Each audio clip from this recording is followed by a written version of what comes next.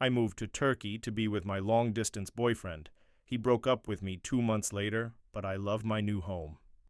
When I closed my eyes and imagined my life in another country, I typically pictured myself settling somewhere like Paris or Mexico City, two places I'd fallen in love with during travels in my early 20s. However, those well-laid plans changed when I fell in love with a Turkish man on a trip to Istanbul in early 2023. Falling in love with him felt like a fairy tale. The relationship felt equal parts safe and exciting. We dated long distance for nearly 2 years, with me going back and forth between Canada and Istanbul for as long as my tourist visa would allow. In December 2024, I made the leap, packed up my possessions, and moved to Turkey on a digital nomad visa.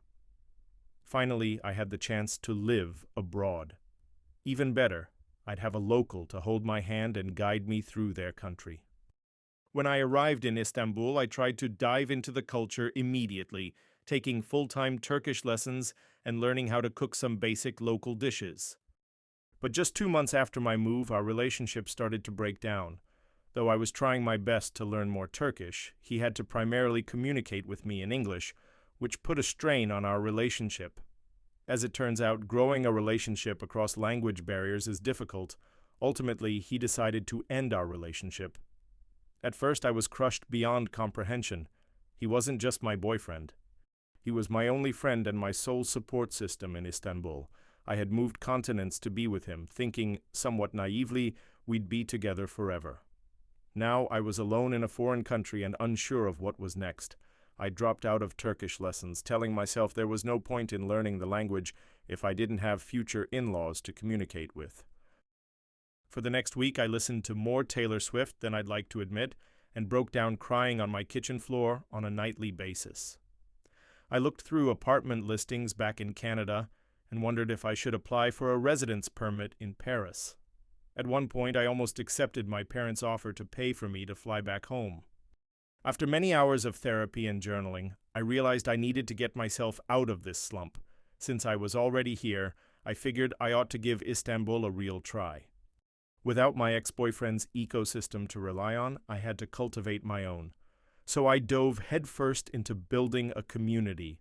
I joined a group fitness class for expats where I got in the best shape of my life and made incredible friends from all over the world. I also went back to my Turkish lessons and started studying the language for the pure pleasure of learning something new. Now I can connect with my community more, impressing my neighborhood vegetable seller and local barista as I communicate with them more fluently every week. Slowly but surely, I realized Istanbul had somehow become my home. I couldn't imagine saying goodbye to the early morning call to prayer recited by the muezzin at the mosque next to my apartment, the hundreds of cats I pass in the street daily, or the slowed-down Mediterranean pace of life. I started feeling more at home in Istanbul than I ever did in Canada. Suddenly, it wasn't just the place I ran to for a guy, but the one city that had stolen my heart. As a travel writer with more than 50 countries under my belt, that said a lot. It took surviving heartbreak abroad for me to find the space to grow into who I've always wanted to be and to truly start trusting myself. And honestly, I don't know if my former self would have been brave enough to do it without the initial push from my ex. Sure, I sometimes wish things with my ex could have been different, but I'm now at the point where I feel genuine gratitude toward him for encouraging me to shake up my predictable life in Canada and for welcoming me into his country, if only briefly.